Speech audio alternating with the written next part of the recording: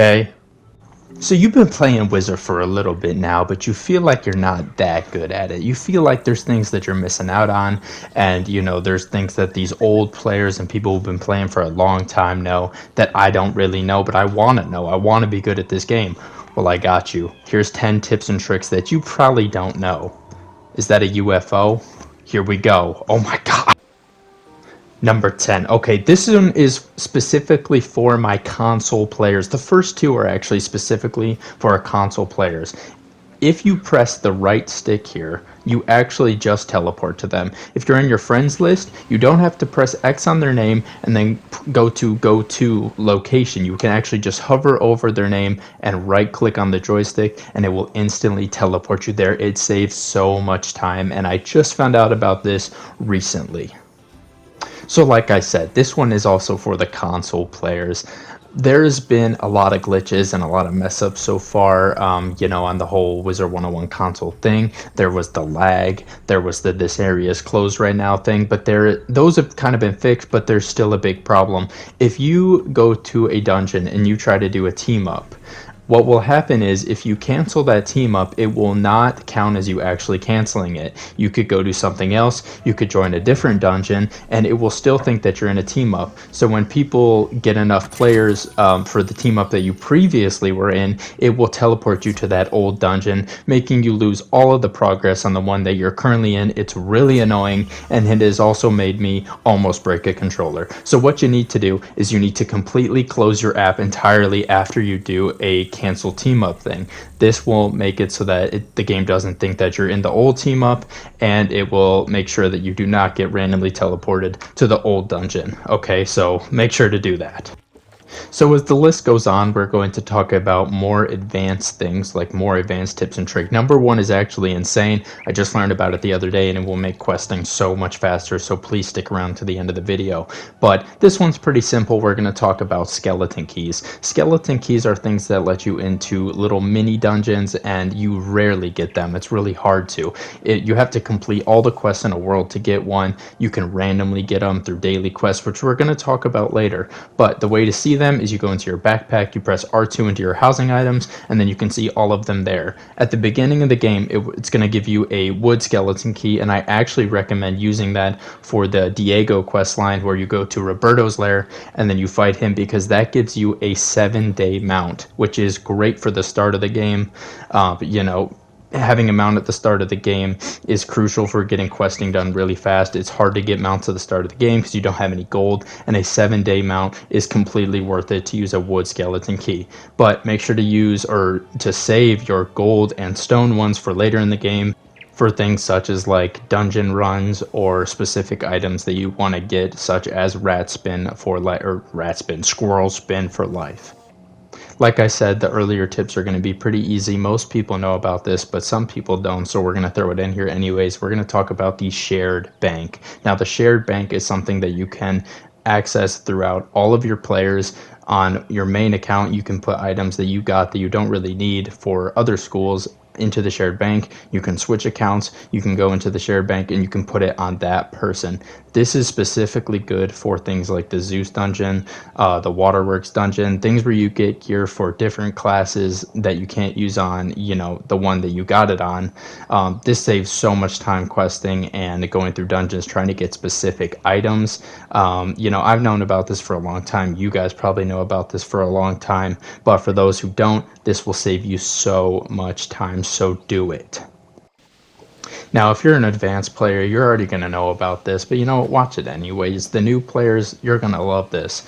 There is a house called the Big Red Barn Farm, okay? This house is specifically used for farming. It looks cool too, honestly. The inside of the house and the barn on the side, I think it looks pretty cool. And it's only 100,000 gold. Now, if you are just starting out on a character, 100,000 gold is a lot. But if you're someone like me who's level 80, you constantly are reaching the max gold because of selling items in the bazaar. So buying the Big Red Farm is no problem at all. And just having as a secondary house for gardening is absolutely huge.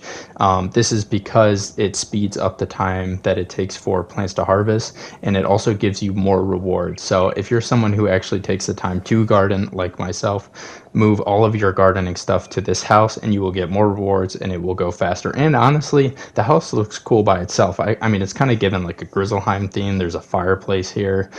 There's a lot of room. So for 100,000 gold, it's pretty good.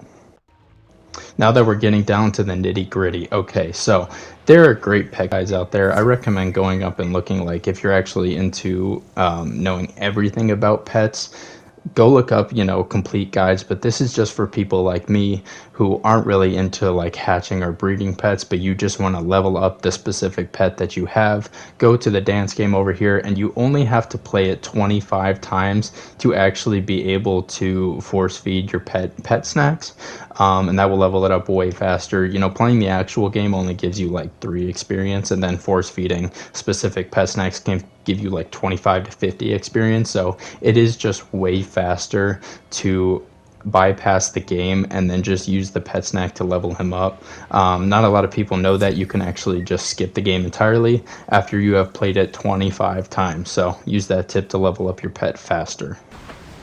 Now we're getting into the top 4 tips and tricks that I would recommend. We're going to talk a little bit about training points. Now, training points are different for every single character that you do. Training points that you spend on life are going to be very different than training points that you spend on storm. So pretty much the recommended thing to get for almost every single wizard, maybe besides storm, is getting faint at the death school. This gives a plus 70 damage on the enemy and plus 25 damage to you, or plus 30 to you, which is absolutely nothing if you're like me and you're a life wizard, but you have 4,000 health. So you want to get that to be able to actually kill bosses. I believe that it's 7 to 8 training points, but it is well worth it. That's the thing that everybody recommends. But if you are someone like Storm and you already do enough damage, you don't really need a feint early on in the game. You can go over to the ice school and you can get the tower shield, which does a minus 50 shield to yourself. I already have it here. Let me go into my thing. Yeah, you can see it here. I believe that it only costs like 5 training points to get. So if you're someone like Storm who need all the health that you can get, highly recommend getting the tower shield. Additionally, I think a lot of other people recommend, if you are not a life wizard, going over to the life school and getting Satyr. This is just because there's not a lot of heal spells for other classes, but you can train up to him, and it's only a 4 pip, so you really don't need to spend that many training points for it. Additionally, you can go to Croctopia, and I definitely recommend talking to the tree, the school-specific tree, and getting more damage blades to stack. But that's pretty much a basic guide into training points if you're curious about that. Okay, number 3. This one is kind of niche. This one is for people who are like level 60 and above. So you don't really need to worry about it if you're low level right now. But there are certain quest line in the game that will unlock things like this. Star School trainers, like this little thing was not glowing or here before I did the quest. I think the quest line was one of the people that were right next to me. You do the quest and it will unlock this, and that will unlock specific spells. I just picked up the healing spell here and I'm going to throw it into my life healing deck, but this one also gave me things like Berserk, which is really good. I think it gives plus 30 outgoing, plus 40 incoming, which is fine. They're not going to kill you anyways, and it kills things a lot faster. Yeah, and then there's also another one in Azteca that we're going to go look at. If you talk to these guys here, I'm not sure which specific one. I just did this like a week ago, so I don't remember which guy gives you the quest specifically. But then you come over here and it unlocks this, which also gives you access to a bunch of other spells that you might have missed if you did not do the side quest. Most people just do the main story quest and don't really do any of the side quests because it's not like actually necessary. But if you do some of them, it will unlock specific spells that you can get. So I highly recommend looking up which side quests give that.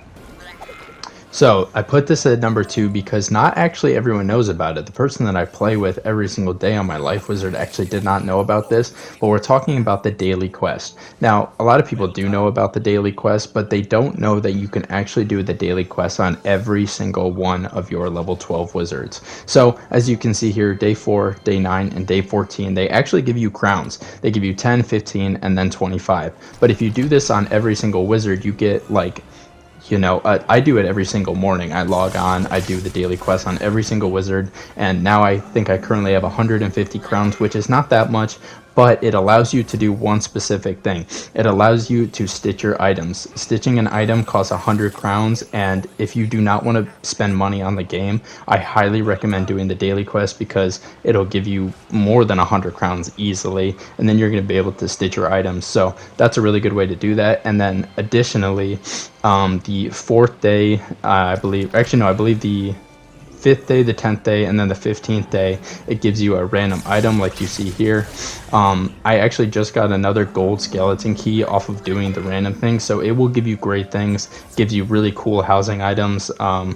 It's just a great way to actually get like cool items and like useful items, so I highly recommend doing the daily items or the daily checks on every single one of your level 12 plus wizards. So you made it to the end of the video, which means you get access to the #1 tip and trick that I recommend for new people. If you go to the Wizard City Commons, go into this house right here, go up and talk to her, and then press Visit Castle, and then Top Rated, and then scroll down all the way to Top Dorms. And then you're going to find a house called, there's none here, let me go over one, another one, Arcanum Apartment right there.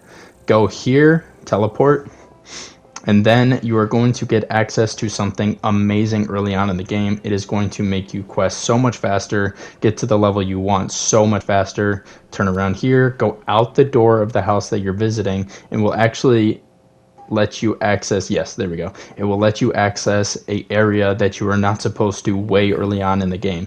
And this is specifically good because of a guy all the way over here. Oh, look, see, someone else is visiting this too. A lot of people use this. You go over to the librarian here.